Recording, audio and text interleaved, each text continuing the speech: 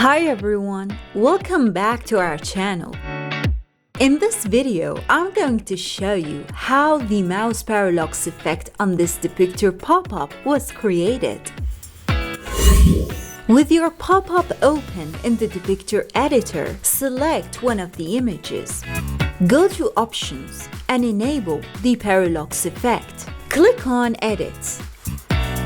And you can see that we have different parallax types available here. The Follow Mouse 2D works for me.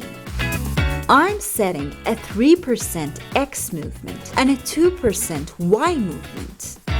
The Smooth option is enabled. Here, you have the option to affect your parallax from anywhere on the page and not just the pop-up area. Enable it. Now, repeat the process on the other image that you want to have the parallax effect applied to as well, only this time I'm setting a -2 for the X movement and -3 for the Y movement so that it will move in the opposite direction from the other image. When done, hit Publish. Claim your 100% discount before someone else does. Leave a comment to let everyone know. Let's see the result.